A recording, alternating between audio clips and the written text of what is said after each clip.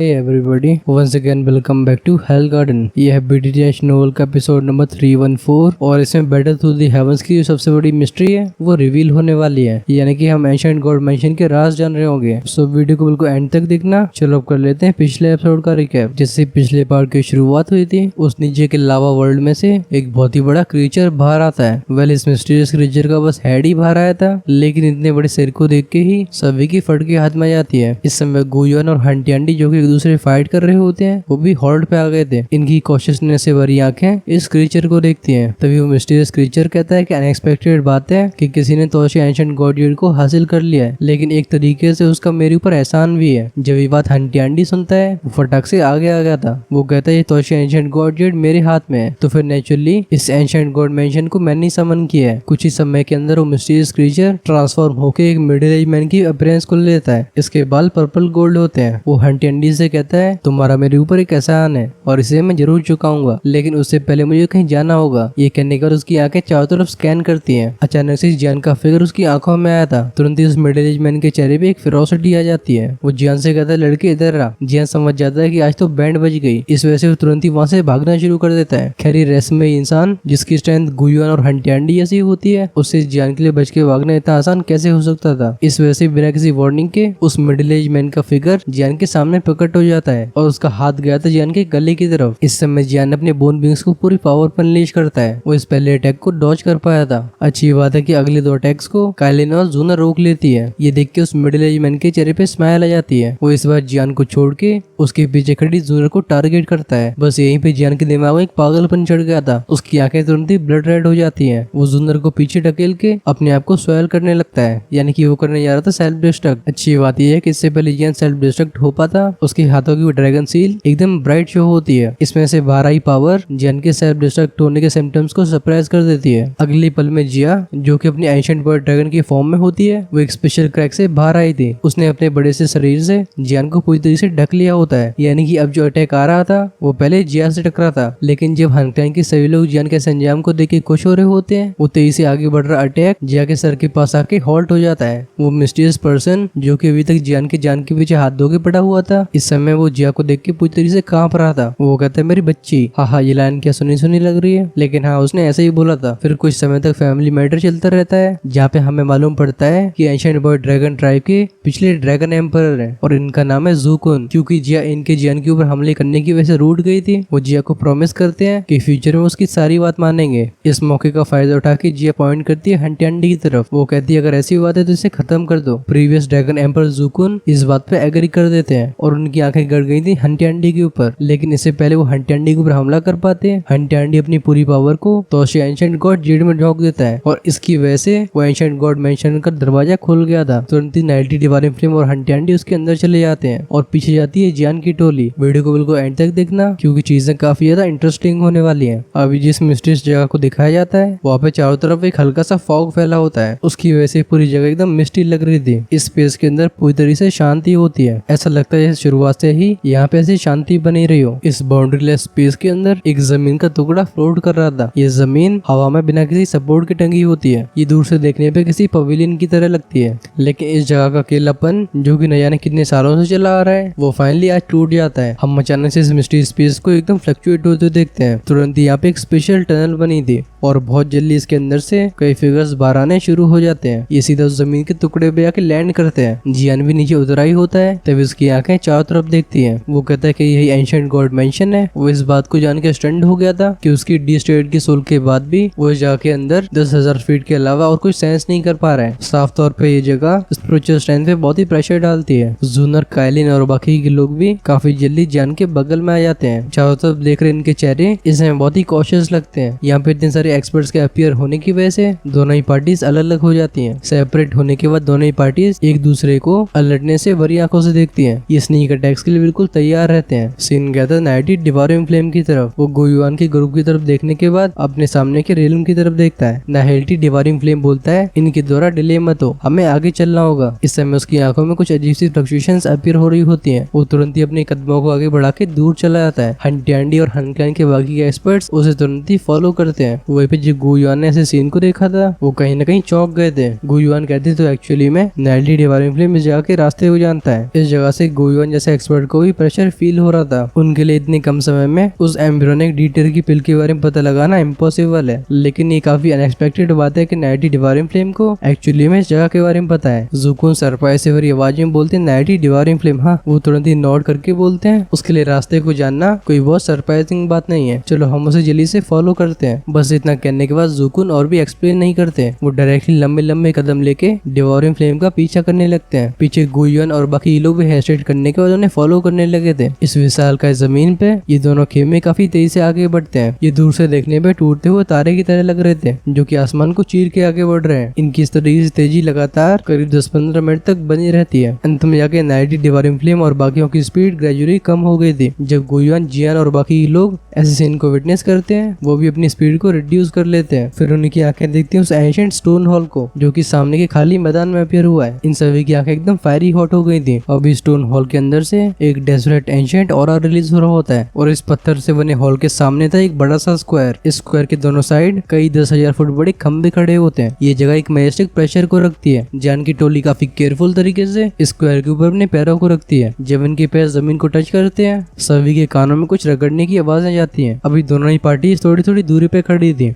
वो इस हॉल की दोनों साइड्स को कवर कर लेते हैं। फिर ये बड़े बड़े कदमों को लेके काफी सतर्कता से उस स्क्वायर की तरफ जाने लगे थे। ये स्क्वायर बहुत ही स्पेशियस होता है। जब लोग इसके ऊपर चल रहे थे तो इन सभी को एक रेगिस्तान में होने की फीलिंग आती है। उनकी नजरें इस स्क्वायर की बाउंड्री को ढूंढ नहीं पाती, लेकिन बात कुछ ऐसी थी कभी यहाँ पे जो एक्सपर्ट्स मौजूद है इन्हें द्वीप की कॉन्टिनेंट में स्ट्रॉन्गेस्ट बोला जा सकता है। इन सभी की मेंटल टफनेस काफी हाई थी। इस वजह से बड़ी चीजों ने सरप्राइज कर रही हो, वो फालतू में शोर नहीं मचाते। इस डिवाइन प्लेस को देख के इस समय सभी के दिलों में रिस्पेक्ट और कुछ फियर भर गया होता है। तभी जान के आगे बढ़ रहे वो कदम अचानक से रुक जाते हैं। उसकी आंखें इन खंभों के सबसे ऊपरी हिस्से को देखती हैं। वेल, उस पिलर के ऊपर एक पीले रंग की फ्लेम जल रही थी। इस चीज को बस एक नजर पर देखने से ही जियान समझ जाता है कि एक हेवली फ्लेम है। अगर उसने गैस सही किया है तो ये हेवली फ्लेम रैंकिंग की 23rd मिस्टीरियस येलो फ्लेम होगी। लेकिन काफी जल्दी जियान की भौं सिकुड़ने लगी थी। वो कहता है लेकिन ये हेवली फ्लेम इतनी वीक क्यों है? ये बात सच होती है कि मिस्टीरियस येलो फ्लेम है, लेकिन ये बहुत ही कमजोर लग रही थी। इसे देख के ऐसा लगता है जैसे इस हेवली फ्लेम के अंदर की स्ट्रेंथ पूरी तरीके से खो चुकी हो। जब ये डाउट्स जान के दिमाग में आ रहे होते हैं, काफी जल्दी उसके कंधे पे एक फ्लेम इकट्ठी हो जाती है। एक ही फ्लैश में लिटरली अपीयर होता है। लेकिन इस समय जब लिटरली की आंखें इस शांति से भरे स्क्वायर को देख रही होती हैं, इनमें एक लॉस्ट एक्सप्रेशन था। वो कहता है ये जगह मुझे थोड़ी जानी पहचानी लगती है। जब लिटरली की हल्की सी आवाज जान के कानों में गई थी, उसका शरीर वहीं पे थम जाता है। इस समय उसकी आंखें लिटरली को शौक के साथ देखती हैं। फेमिलियर, ये जगह एंशिएंट गॉड मेंशन है। इस जगह से कौन फेमिलियर हो सकता है? तभी जियान की आंखों में एक लाइट फ्लैश होती है। जैसे उसके दिमाग में एक सवाल आता है। वो लिटरली से पूछता है क्या हुआ? लिटरली जो कि लॉस फील कर रहा था, वो अपने विचारों को जियान के दिमाग में ट्रांसमिट करता है। वो कहता है मुझे नहीं पता, लेकिन जगह मुझे काफी ज्यादा फेमिलियर लग रही है। ऐसा लगता है जैसे मैं इस जगह पे पहले आ चुका हूँ। उसके इन शब्दों को सुन के जियान के चेहरे के हाव भाव तुरंत ही बदल गए थे।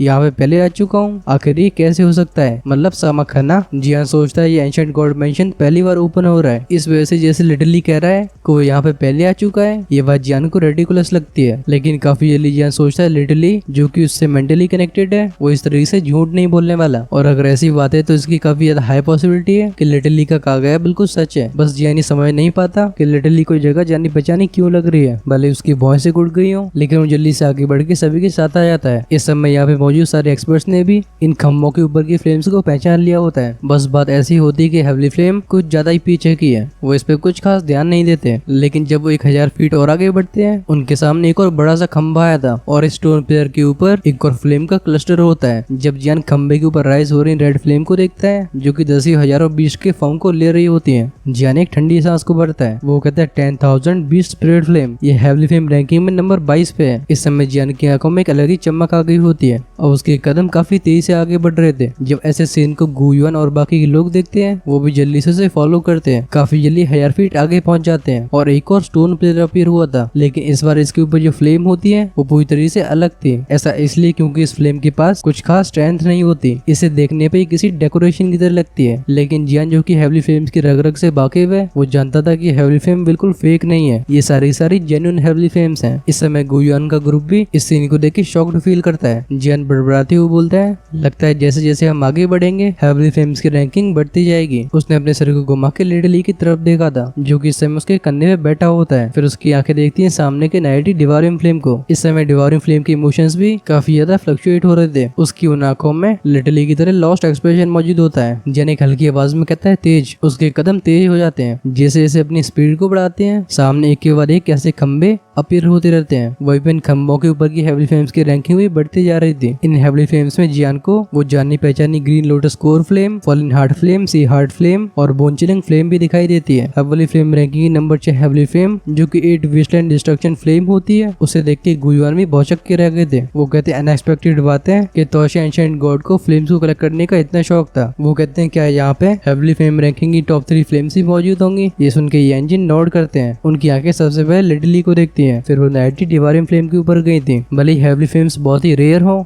लेकिन इस दुनिया में इनके हर तरीके की कहीं ना कहीं और फ्लेम एग्जिस्ट करती है। बस ये बात टॉप 3 हेवली फ्लेम्स के बारे में कहीं नहीं आ सकती। अगर नॉर्मली बोला जाए तो अगर एक प्योरीफाइड डिवाइन लोटस फ्लेम और नाइटी डिवारियम फ्लेम इस दुनिया में एग्जिस्ट कर रही है, इन दोनों के जैसा और कोई होना नहीं चाहिए। तब भी प्योरीफाइड डिवाइन लोटस फ्लेम और नाइटी डिवारियम फ्लेम दोनों यहाँ पे मौजूद हैं। एक तो जियान के हाथ में और दूसरा इंसानी शेप को लेके हनटेन की मदद कर रही है। तो फिर क्या तोशी एंशिएंट गॉड ने नाइटी डिवारियम फ्लेम और प्योरीफाइड डिवाइन लोटस फ्लेम का एक दूसरा अवतार बनाया होगा? ऐसे विचार सिर्फ यांजिन के दिमाग में नहीं आते हैं। इवन हनक्लैन के एक्सपर्ट्स जो कि एक दूसरे की आंखों में देख रहे होते हैं, इन सभी ने अपनी स्पीड को बढ़ा दिया होता है। ये दोनों ही खेमे इस विशाल का स्क्वायर पे बहुत ही तेजी से आगे बढ़ते हैं, लेकिन एक पल के बाद हम दोनों को एकदम हॉल्ट पे आते हुए देखते हैं। अभी वो धीरे धीरे करके स्क्वायर के एंड तक पहुंच गए थे। जब वो number 4 gold insulating heavily flame को पास कर देते हैं तो इन्हें अपने सामने 2 और खंबे दिखाई दिए थे, जिस पर ये जायंट पिलर अपीयर हुए थे। सभी की आंखें ऑलमोस्ट इंस्टेंटली इन खंबों के सबसे ऊपर शिफ्ट हो जाती हैं। बस बात ऐसी होती है कि इस बार इन्हें ऊपर कोई भी फ्लेम राइज होती दिखाई नहीं देती। दोनों ही खंबों का ऊपर का भाग एकदम खाली होता है। वो जिस प्योरीफाइड डिवाइन लोटस फ्लेम और नाइटी डिवाइन फ्लेम को एक्सपेक्ट कर रहे होते हैं, वो वहाँ मौजूद नहीं होती। दूसरे शब्दों में कहा जाए तो ये 2 तरीके की heavily flames Toshi ancient God की कलेक्शन में मौजूद नहीं है। ये देख के सारे एक्सपर्ट साय करते हैं। ऐसा लगता है जैसे ये सभी काफी रिग्रेट फील कर रहे हो। इन दोनों खंबों के बाद जब स्क्वायर का अंत आ जाता है तो फिर गुयुआन रिग्रेटफुल आवाज में बोलते हैं, ये आखिरी 2 खंबे थे। लगता है तोशी एंशिएंट गॉड भी उस लेजेंडरी फर्स्ट रैंक की हेवली फ्लेम को हासिल नहीं कर पाए। जियान गुयुआन को इंटरप्ट नहीं करता, बस उसकी थोड़ी सी स्टार्टेड आंखें इन दोनों खाली स्टोन प्लेयर्स को देखती हैं। अचानक से उसका हाथ लिटिली के कंधे को छूता है। जियान को अचानक से याद आता है कि किस तरीके से लिटिली को जगह एकदम फैमिलियर लग रही थी, और नाइटी डिवाइन फ्लेम भी यहाँ पे ऐसे बर्ताव करता है जैसे उस जगह को पहले जानता हो। इस प्योरीफाइड डिवाइन लोटस फ्लेम को टच करने के बाद जियान की आंखें नाइटी डिवाइन फ्लेम को देखती हैं। वो पता है कि नाइटी डिवाइन फ्लेम उस आखिरी खंबे को लॉस्ट एक्सप्रेशन के साथ देख रहा है। नाइटी डिवाइन फ्लेम के चेहरे के ऐसे अजीब से एक्सप्रेशन को देख के अचानक से जियान के दिमाग में एक ऐसा विचार आया था जिसे उसे ऐसा लगता है जैसे उसकी खोपड़ी फटने वाली है। जियान मनी मन में कहता है, बात ऐसी नहीं है कि तोशी एंशिएंट गॉड ने नाइटी डिवाइन फ्लेम और प्योरीफाइड डिवाइन लोटस फ्लेम को कलेक्ट नहीं किया हो, बल्कि दोनों फ्लेम्स इस जगह से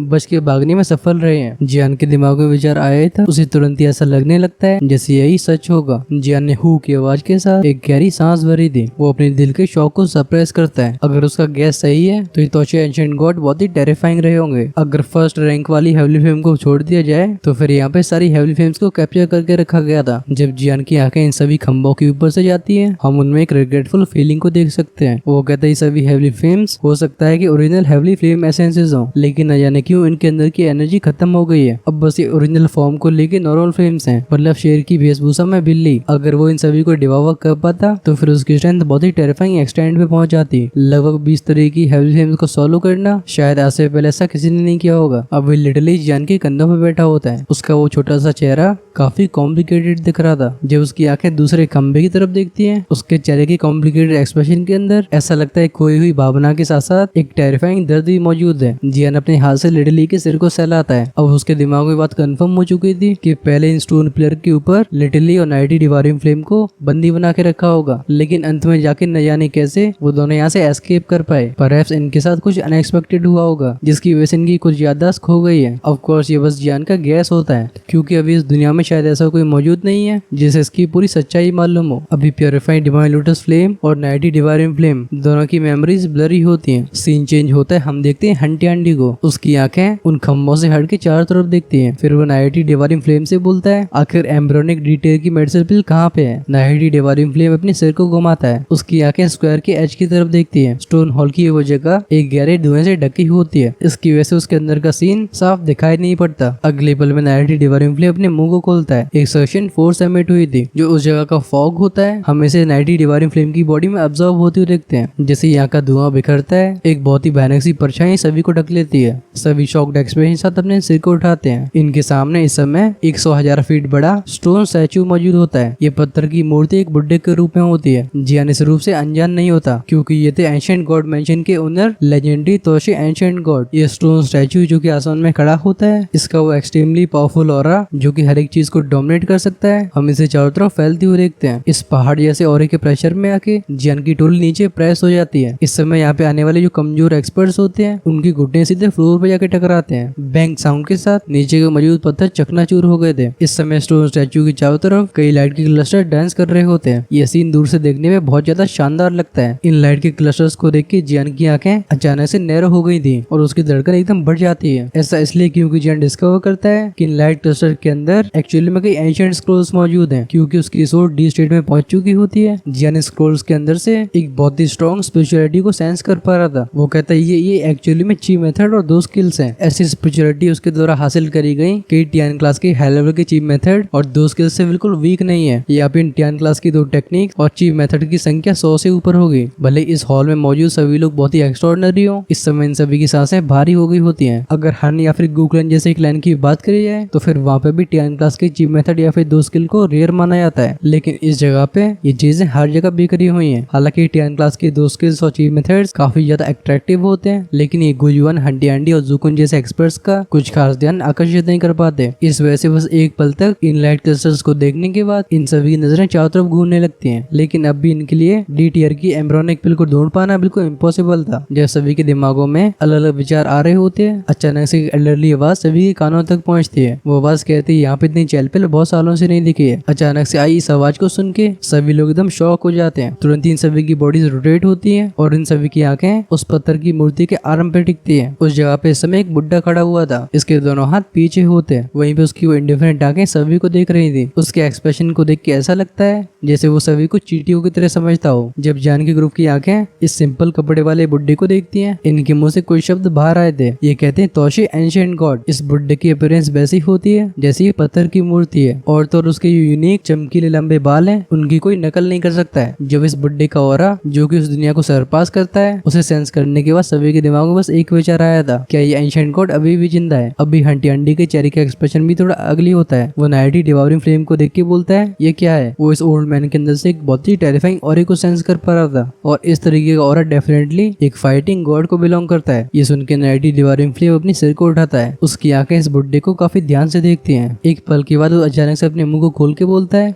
ये तोशी एंशिएंट गॉड नहीं है, बल्कि है डी टीयर की एम्ब्रोनिक पिल। हंटी, गुयुआन और बाकी के लोग इन शब्दों को सुन के एकदम चौंक जाते हैं। इनकी आंखें जिनमें एक अजीब सा एक्सप्रेशन आ चुका था, वो फिर से इस ओल्ड मैन को देखते हैं। अभी वो स्टैचू के ऊपर खड़ा हुआ बुड्ढा भी स्टार्टल हो गया था। वो फ्यूरियस आवाज में चिल्ला के बोलता है नाइटी डिवाउरिंग फ्लेम, तुम आखिर क्या कर रहे हो? ये सुन के नाइटी डिवाउरिंग फ्लेम की बहुत सिकुड़ गई होती है। वही गुस्से सी भरी आवाज में बोलता है तुम्हारा क्या मतलब कि मैं क्या कर रहा हूँ? वो ओल्ड मैन जो कि डी टीयर की एम्ब्रोनिक पिल थी, वो एक फ्यूरियस आवाज में बोलता है बेस्टर्ड, अगर मैंने तुम्हारी और प्यूरिफाइड डिवाइन लोटस फ्लेम के रेस्ट्रेंट को कम नहीं किया होता तो फिर तुम यहाँ से कैसे भाग पाते? तब तुमने मुझसे ये प्रॉमिस भी किया था कि तुम मेरे यहाँ से जाने में हेल्प करोगे। इस बुड्ढे की ऐसी आवाज को सुन के सभी के शरीर एकदम कांप गए थे। इन सभी की सरप्राइज से भरी आंखें देखती नाइटी डिवाउरिंग फ्लेम और जियान के कंधे पे प्यूरिफाइड डिवाइन लोटस फ्लेम को। तो फिर एक्चुअली में इन दोनों को यहाँ पे ट्रैप किया गया था। इन शब्दों को सुनकर नाइटी डिवाउरिंग फ्लेम का एक्सप्रेशन भी चेंज हो गया था, लेकिन काफी समय तक सोचने के बाद भी उसकी मेमोरीज में ऐसा कोई सीन फ्लैश नहीं होता। वो तब भी एक हल्की सी आवाज में बोलता है मुझे माफ कर देना, तुम्हारे कहे हुए शब्द मुझे पूरी तरीके से याद नहीं है। लेकिन यहाँ तक बोलने के बाद नाइटी डिवाउरिंग फ्लेम वहीं पे रुक जाता है। वो कहता है लेकिन इस बार मैं तुम्हें रेस्क्यू करने के लिए आया हूँ, तुम मेरे साथ चलो। लेकिन अब भी उस बुड्ढे के चेहरे का एक्सप्रेशन कुछ खास अच्छा नहीं होता। काफी समय तक नाइटी डिवाउरिंग फ्लेम को घूरने के बाद उसकी आंखें जियान के कंधे के ऊपर प्यूरिफाइड डिवाइन लोटस फ्लेम के ऊपर जाती हैं। वो पूछता है प्यूरिफाइड डिवाइन लोटस फ्लेम कि तुम्हें हमारा वो एग्रीमेंट याद है? ये सुन के लिटरली स्टार्टल हो जाता है। वो कहते हैं हाँ। वो जल्दी से जियान के कंधे को पकड़ के अपने सिर को हिलाने लगता है। वो कहते हैं मैं इससे पहले तुमसे कोई मिला ही नहीं हूँ। लिटरली की बात को सुन के उस डी टियर की मेडिसिन बिल के एक्सप्रेशन बहुत ही ग्लूमी हो जाते हैं। ऐसा लगता है जैसे उसे कुछ याद आ गया हो। उसकी आंखें ऊपर के स्टोन स्टैचू की तरफ देखती हैं। वो दाती मिस की बड़बड़ाती हुई बोलता है, तो ये तुम्हारी करामात है। हम देखते हैं नाइटी डिवारिंग फ्लेम को। वो डी टियर मेडिसिन बिल को देख के हंस के बोलता है, तुम मुझे फॉलो करो। वो बुड्ढा जिसकी एक्चुअल फॉर्म डी टियर की मेडिसिन बिल होती है, ये सुन के उसके चेहरे पे कोल्ड स्माइल आ गई होती है। वो नाइटी डिवारिंग फ्लेम को देख के बोलता है, हम्प, मुझे लगता है तुम मेरी एक्चुअल फॉर्म को टारगेट कर रहे होगे, राइट? नाइटी डिवारिंग फ्लेम ने भी स्माइल किया था, फिर अचानक से वो इसके ऊपर हमला करने को बोल देता है। उसके मुंह से शब्द बाहर ही आए होते हैं। तभी हंटी अंडी एकदम एक्सप्लोसिव तरीके से डी टियर की मेडिसिन बिल की तरफ शूट हो जाता है। मॉन्स्टर्स दुई की चारों तरफ फैली थी। ये फाइनली एक बहुत ही बड़ी टाइड में बदल के उस एम्ब्रियोनिक पिल की तरफ स्मैश हो जाती है। इस अटैक को देख के डी टियर की मेडिसिन पिल के चेहरे पे एक रेडिक्यूल फ्लैश होता है। वो कहता है इनसिग्निफिकेंट। अगले पल में उसने भी एक उंगली को हल्के से आगे की तरफ पुश कर दिया था। वो मॉन्स्टर्स एनर्जी टाइड, जो कि बहुत ज्यादा भयानक लग रही होती है, एक्चुअली में उसके दो हिस्से हो गए थे। हंटी अंडे को हमला करते हुए देख जूकुन बोलते हैं, इस डी टियर के एम्ब्रियोनिक पिल से डील करना बहुत ज्यादा कठिन होने वाला है। हमें इसे पहले कैप्चर करना होगा, वरना हो सकता है कि हंटी अंडी के हाथ में लग जाए। ये सुन के गुयुआन नोट करते हैं। वो पीछे मुड़ के जियान के गुरु को इंस्ट्रक्ट करते हुए बोलते हैं, ठीक है, तब तक तुम सभी को हन क्लैन के लोगों से सावधान रहना होगा। नेक्स्ट इंस्टेंट में दोनों गायब हो गए थे। तुरंत ही इस जगह की एनर्जी और भी वायलेंट हो जाती है। कई भयानक से अटैक, जिसकी वजह से ऐसा लगता है जैसे भूकंप आ गया हो, उस डी टियर के एम्ब्रियोनिक पिल के ऊपर टूट पड़ते हैं। हंटी अंडी, नाइटी डिवारिंग फ्लेम, गुयुआन और जूकुन के अटैक्स का सामना करते हुए वो डी टियर की एम्ब्रियोनिक पिल बिल्कुल पैनिक नहीं दिखाती। उसके हाथ में से एक फ्राइटनिंग रिपल रिलीज होती है। चारों एक्सपर्ट्स के अटैक तुरंत ही ब्लॉक हो जाते हैं। खैर, भले ही उसे चोट न पहुंची हो, लेकिन इन अटैक्स की वजह से वो भी मूव नहीं कर पाता। जब द्विगी कॉन्टिनेंट के 4 स्ट्रॉन्गर एक्सपर्ट्स मिलकर भी इस डी टियर एम्ब्रियोनिक पिल के खिलाफ कोई एडवांटेज हासिल नहीं कर पाते, इसे देख के जियान की टोली भी ठंडी सांसें भरती है। आखिर डी टियर एम्ब्रियोनिक पिल कितनी टेरिफाइंग है, और अगर इसकी पावर इतनी ज्यादा फ्राइटनिंग है, तो फिर जो रियल डी टियर की पिल होगी उसके पावर लेवल्स कहाँ पे चले गए होंगे। शायद उस टियर की पिल का सामना बस एक एलिट दूध ही कर सकता है। हन क्लैन के सभी एक्सपर्ट्स परेशानी खड़ी करने के लिए रेडी थे जब आसमान में बैटल शुरू होती है। जियान की आंखों में भी कोल्ड लाइट फ्लैश हुई थी। जैसे वो अपने हाथ को वेव करता है, ये इंजन और बाकी के एक्सपर्ट्स आगे बढ़ के हन क्लैन के सारे एक्सपर्ट्स को ब्लॉक कर लेते हैं। अपने रास्ते को इस तरीके से रोकते हुए देख हन क्लैन के चारों के एक्सपर्ट्स भी काफी अगली हो जाते हैं, लेकिन ये हमला नहीं करते।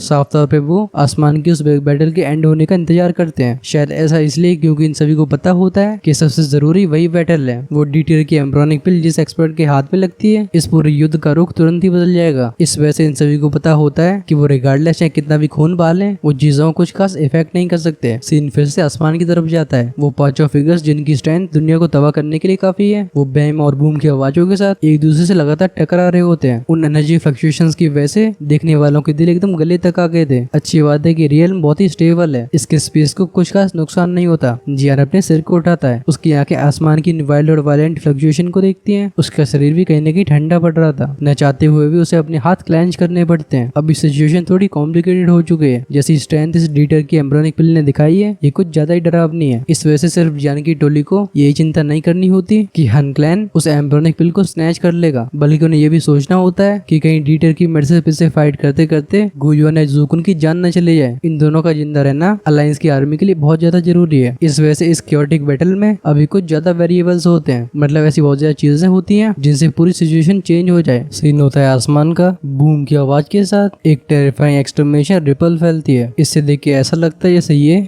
इस दुनिया को तबाह करना चाहती हो। क्योटिक बैटल ग्राउंड को देख के जियान का एक्सप्रेशन बहुत ही सोलम था। उसकी आंखें इस समय फ्लिकर हो रही थी। यहाँ पे मौजूद सभी लोगों ने एम्ब्रियोनिक डी टियर की मेडिसिन पिल की स्ट्रेंथ को अंडर एस्टिमेट किया है। शुरुआत में तो जूकुन को भी ऐसा लग रहा था कि अगर वो और गुयुआन कोऑपरेट करते हैं तो इसके ऊपर जल्दी से जीत हासिल कर लेंगे, लेकिन उससे कुछ लात मुंह से एक्सचेंज करने के बाद वो समझ जाते हैं कि वो कुछ ज्यादा ही ऑप्टिमिस्टिक हो गए थे। और क्योंकि दूसरी तरफ हंटी अंडी और नाइटी डिवारिंग फ्लेम भी फाइट कर रहे हैं, वो कभी कभी क्रिटिकल मोमेंट्स पे एक दूसरे के बीच में आ जाया करते थे, और इसी वजह से सिचुएशन और भी क्योटिक हो जाती है। अच्छी बात है कि इस तरीके से कियोस दोनों तरफ से काम करती है। भले ही जूकुन और गुयुआन दोनों मिलकर भी इस डी टियर एम्ब्रियोनिक पिल को हरा नहीं पा रहे हो, लेकिन ऐसी अपॉर्चुनिटी हंटी अंडी और नाइटी डिवारिंग फ्लेम को भी नहीं मिलती। नाइटी डिवारिंग फ्लेम जो कि चारों में सबसे कमजोर होता है, गुयुआन और जूकुन दोनों मिलकर उसके ऊपर कई बार हमला कर चुके थे। अगर हंटी अंडी लगातार उसकी हेल्प नहीं कर रहा होता तो नाइटी डिवारिंग फ्लेम अभी तक चोटिल हो चुका होता। आसमान के उस युद्ध के मैदान को देख के ये इंजन वॉइस रिकॉर्ड के बोलते हैं, हमें इस तरीके से कोई समाधान नहीं मिलने वाला। ये सुन के जियान के चेहरे चेहरे पे भी कड़वाहट से भरी हंसी आ जाती है। अब फाइट इस लेवल की जा चुकी है कि वो उसमें इंटरव्यू नहीं कर सकते हैं। अगर वो जबरदस्ती अपने बीच में नाक लड़ाते हैं तो उन एक्सटर्मिनेशन रिपल्स की वजह से वो फालतू में खुद को चोट पहुंचा लेंगे। जियान के चेहरे की ऐसी बिटर स्माइल को देख के ये इंजन भी हेल्पलेस तरीके से अपने सिर को हिलाते हैं। वो जानते थे कि वो कुछ नहीं कर सकते। इस समय डी टियर के एम्ब्रियोनिक पिल के चेहरे पे एक आइसी कोल्ड एक्सप्रेशन होता है। जैसे वो अपने हाथ को घुमाता है, इसमें से एक पिल फ्रेग्रेंस फैलती है। जैसे ही मिस्टीरियस पिल फ्रेग्रेंस जियान की नाक में गई थी, वो तुरंत ही चौंक गया होता है। जियान चिल्ला के बोलता है इस पिल फ्रेग्रेंस को इनहेल मत करो, क्योंकि जब जियान ने इस पिल फ्रेग्रेंस को स्मेल किया था उसे ऐसा लगता है जैसे उसकी दुई की जलना चाहती हो। जियान की तेज आवाज को सुन के सभी लोग तुरंत ही अपनी सांसें रोक लेते हैं। अच्छी बात यह है कि पिल फ्रेग्रेंस उन्हें टारगेट नहीं कर रही है। इस वजह से इनके शरीर की वो दुई जो कि कुछ समय के लिए वायलेंट हो गई थी, वो धीरे धीरे शांत हो जाती है। सीन आसमान में फिर से शिफ्ट होता है। वो डी टियर एम्ब्रियोनिक पिल अपने मुंह को खोल के बोलता है डी पिल पाम। उसका शरीर हवा में ऊपर उठ गया था। तुरंत ही उसकी हथेली नीचे के चारों लोगों की तरफ प्रेस हो जाती है। अगले पल में एक इंसान के सर के जितना बड़ा लाइट का क्लस्टर अपीयर हुआ था। इस समय ऐसा लगता है जैसे आसपास की नेचुरल एनर्जी एकदम जलने लगी हो। एक ही पल में चारों तरफ की साफ हवा पूरी फ्लेम से ढक जाती है। अब ये जगह किसी भट्टी की तरह हो गई थी। डी टियर के एम्ब्रियोनिक पिल के अटैक का सामना करते हुए इस समय गुयुआन और बाकियों के एक्सप्रेशंस बहुत ही सीरियस हो गए थे। वो अपने शरीर की दुर्गी को बहुत ही जल्दी डिफेंस में लाते हैं। इस समय एम्ब्रियोनिक डी टियर मेडिसिन पिल के चेहरे पे और भी डेंस एक्सप्रेशन था। अचानक से हम उसके दोनों हाथों को आगे प्रेस होते हुए देखते हैं। इमीडिएटली आसमान की वो फ्लेम्स सीटी बजाती हुई शॉकिंग स्पीड से नीचे जाने लगती हैं। बस बहुत ही कम समय के अंदर वो आसमान को ढकने वाली एंडलेस फ्लेम्स एक्चुअली में स्लाइड क्लस्टर के अंदर एंटर कर चुकी होती हैं, जो कि डी टियर एम्ब्रियोनिक पिल के हाथ में होता है। वो कहता है एक्सटिंग्विश। जैसे उसके दोनों हाथ नीचे की तरफ प्रेस होते हैं, चारों तरफ एक अंधेरा सा फैलता है। बस इस समय वो लाइट क्लस्टर जो कि स्पिल फिगर के हाथ में होता है, वही एक्सटर्मिनेशन लाइट को एमिट कर रहा था। ये लाइट का क्लस्टर एकदम झंझनाता है। अगले पल में गायब होके सीधा गुयुआन की टोली के सर के ऊपर अपीयर हुआ था। इस टेरिफाइंग अटैक में गुयुआन और बाकी के तीनों लोग भी एक भयानक से डेंजर को सेंस करते हैं। इन चारों की वास्ट और माइटी दुकी आगे आके इनके सामने बहुत ही मजबूत डिफेंस को बना लेती है। इन चारों इंडिविजुअल्स ने अपनी दुकी से इस ढाल को बनाया था। तभी बैंग बैंग की आवाज के साथ वो लाइट क्लस्टर में जाके टकराया जाता है। एक दिल दहला देने वाला साउंड अपीयर हुआ था और एक एक्सटर्मिनेशन रिपल बहुत ही तेजी से फैलती है। वो चारों फिगर्स काफी बुरी तरीके से सीधा नीचे जमीन से जाके टकराते हैं। जमीन पर टकराने के बाद भी चारों की बॉडी रुकी नहीं थी। नीचे 100,000 फीट बड़ी गलियां बन गई होती हैं। ऐसे सीन को देख के सभी के चेहरों पे एकदम ड्रास्टिक चेंजेस आ चुके होते हैं। किसी ने भी कभी इमेजिन नहीं किया था कि एक एम्ब्रियोनिक डी टियर की पिल 4, 8, 9 स्टार दोशन क्लास के एक्सपर्ट से फाइट कर सकती है। भले ही चारों लोग साथ में काम न कर रहे हो, लेकिन अल्टीमेटली इस दुनिया के पीक एक्सपर्ट्स हैं। अनएक्सपेक्टेड बात है कि साथ काम करने के बाद भी डी टियर की पिल ने इन सभी का ऐसा हाल कर दिया। वो डी टियर एम्ब्रियोनिक पिल आसमान में फ्लोट होती है। उसकी वो आईसी कोल्ड आंखें देखती नीचे की 4 गलियों को, जिन्हें बड़ी बड़ी खाइयां कहना ज्यादा सही होगा। इन चारों खाइयों में से 4 मिजरेबल फिगर आसमान में उठे थे। ये 2 पार्टी इसमें बैठ के दूर से एक दूसरे की आंखों में देखते हैं। वो एम्ब्रियोनिक डी टियर पिल इन चारों को रिडिक्यूल भरी नजरों से देखता है। वो कहता है अगर तुम मुझे रिफाइन करना चाहते हो तो फिर उसके भी तुम्हारे पास क्वालिफिकेशंस नहीं है। लेकिन इस एम्ब्रियोनिक डी टियर की पिल फिगर के मुंह से ये आवाज जस्ट बाहर ही आई थी, तभी नाइटी डिवारिंग फ्लेम हंस की कोल्ड आवाज में बोलता है ही क्या तुम ज्यादा ही जल्दी खुश नहीं हो रहे हो। तुरंत ही नाइटी डिवारिंग फ्लेम का ध्यान गया था हंटियांडी की तरफ। वो डीप आवाज में बोलता है तो एंशिएंट गॉड जेड को मुझे दे दो। ये सुन के हंटियांडी एकदम चौंक गया था, लेकिन बस थोड़ी सी हेजिटेशन के बाद तुरंत ही तोशे एंशिएंट गॉड जेड को निकाल के सीधा नाइटी डिवारिंग फ्लेम के हाथों में दे देता है। पहले नाइटी डिवारिंग फ्लेम एक डेंस स्माइल के साथ उस डी टियर एम्ब्रियोनिक पिल को देखता है, फिर उसके हाथ ग्रैब करते हैं तोशे एंशिएंट जेड को। तुरंत ही उसके मुंह से कुछ खून बाहर आता है, इसमें वो काले रंग की फ्लेम्स भी मिली होती हैं। जैसे वो एंशिएंट जेड पे टपकता है, हम नाइटी डिवारिंग फ्लेम को तुरंत ही कई अजीब हैंडसीज को बनाते हुए देखते हैं। नाइटी डिवारिंग फ्लेम के सेक्शंस को देख के जियान थोड़ा स्टार्टल हो गया था। जब उसकी आंखें नाइटी डिवारिंग फ्लेम के हाथों को देखती हैं, उसे हैंडसीज काफी फेमिलियर लग रही थी। कुछ समय तक सोचने के बाद अचानक से जियान अपने सिर को उठा के उस ह्यूज स्टैचू को देखता है, जिसका आकार 100,000 फीट से भी ज्यादा का होगा। जैसे ही हैंडसील को नाइटी डिवारिंग फ्लेम फॉर्म कर रहा था, वही सेम हैंडसील वो स्टैचू बना रही होती है। जैसे जैसे उन हैंडसील्स के नंबर्स और भी बढ़ते जाते हैं, उसके सामने के तोशे एंशिएंट गॉड जेड में से